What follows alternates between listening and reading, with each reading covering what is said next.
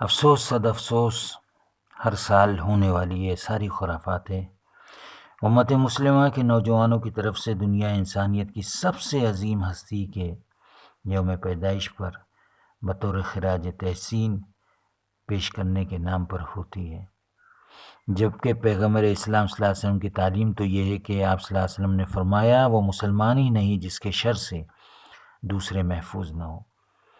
آپ صلی اللہ علیہ وسلم اسی لیے رحمت للعالمین کہلائے کہ آپ نے انسانوں ہی سے نہیں جانوروں سے تک رحم کا معاملہ فرمایا، حتیٰ کہ آپ صلی اللہ علیہ وسلم نے قربانی کے جانور کے سامنے چھری تیز کرنے سے تک امتیوں کو منع فرمایا۔ حضرت صلی اللہ علیہ وسلم نے جب 10,000 صحابہ کرام کے ساتھ مکہ فتح فرمایا تو اس وقت آپ صلی اللہ علیہ وسلم کو مکہ سے بے سر و سامانی کے عالم میں اپنا نکلنا یاد آتا تھا، اور پھر شاہانہ عظمت اور لشکر عظیم کے ساتھ مکہ میں داخل ہونا دیکھتے تو بار بار شکر باری تعالیٰ بجا لاتے تھے، یہاں تک کہ آپ کی پیشانی مبارک بار بار آپ کے حوض سے ٹکراتی تھی۔ ایک انصاری صحابی سعد ابن عبادہ رضی اللہ عنہ، جن کے ہاتھ میں انصار کی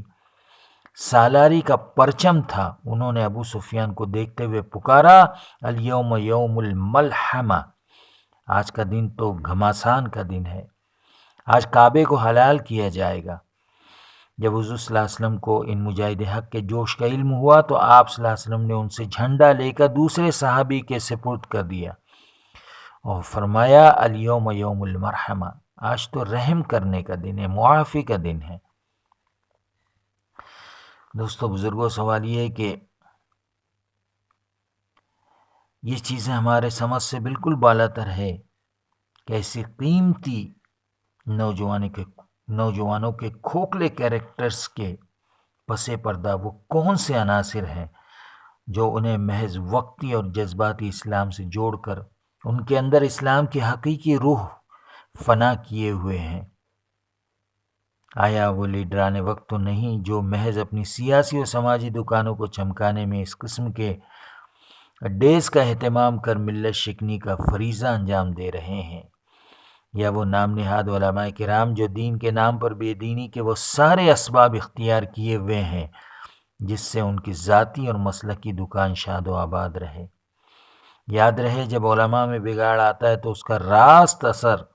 اور انتشار عوامی زندگی میں شر و فتن کی صورت میں نظر آتا ہے۔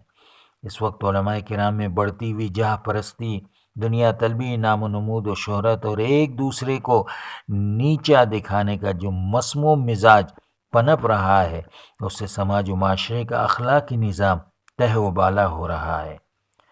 اسلام سے جن چیزوں کا واسطہ ہی نہیں ہے اسے عین دین سمجھ کر جس شاہانہ طرز کے مظاہرے کیے جا رہے ہیں اس کے بڑے بڑے نقصانات سامنے آ رہے ہیں، مگر ہمارے اصحاب فکر ہے کہ انہیں بس سانپ سونگھ گیا ہے۔ دوستو بزرگوں،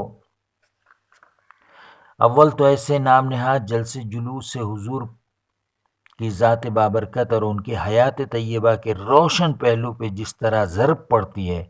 اس کے لیے اہل باطل کا یہ کہنا ہی کافی ہے کہ خود مسلمان اپنے پیارے رسول صلی اللہ علیہ وسلم کی محبت اور ان کی مقدس تعلیم کا نعوذ باللہ کس قدر بھونڈا اور مذاقہ خیز نمونہ اختیار کیے ہوئے ہیں، چاہے جائے کہ وہ دوسروں پر انگلی اٹھائے اور ان کو نشانہ بنائے۔ دوستو بزرگوں، کیا ہم سرور کائنات صلی اللہ علیہ وسلم کی محبت کی دعوے داری میں وہی کچھ نہیں کر رہے ہیں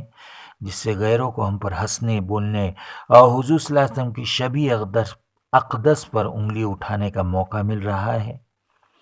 ہم مسلمان ایک طرف تو سیرت نبی صلی اللہ علیہ وسلم جیسے اسوہ کاملہ کی روشنی میں نسل نو کی تعلیم و تربیت سے محرومی کا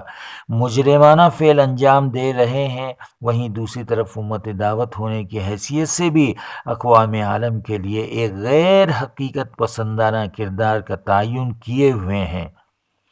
نتیجتاً اہل باطل کی طرف سے ذلت اور نکبت کا طوق پہننا آج ہمارا مقدر بن چکا ہے۔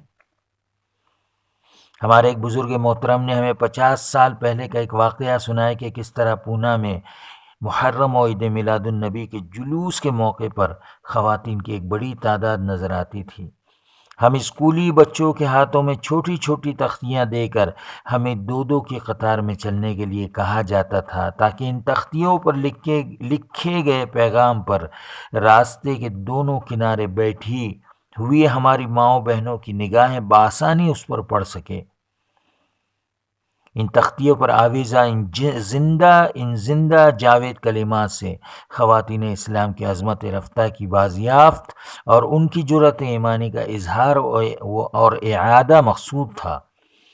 اور یہ حکیمانہ دعوت و فکر کا اہتمام مولانا اسحاق جلیس ندوی مرحوم کی کاوشوں کا ثمرہ تھی، جس سے کافی حد تک تبدیلی واقع ہو چکی تھی۔ ایک تختی پر لکھے گئے اس پیارے جملے پہ غور کیجئے: ماؤں بہنوں، تمہاری جگہ فٹ پاتھ نہیں، گھر کی چہار دیواری ہے۔ مولانا اسحاق جلیس ندوی رحمۃ اللہ علیہ فرماتے تھے، جلسے، جلوس، ٹھیلے میلے کی کامیابی کا وجود ہی ماؤں بہنوں کی کثرت اور ان کی رونق افروزی کا رہین منت ہے۔ لہٰذا اصلاح معاشرے کی اولین کوششوں میں خواتین امہ کی اصلاحی و عملی تربیت سب سے زیادہ محتاج عمل دکھائی دیتی ہے۔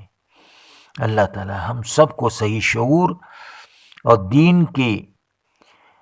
دین پر صحیح معنوں میں عمل کرنے کی توفیق مرحمت فرمائے، آمین ثم آمین۔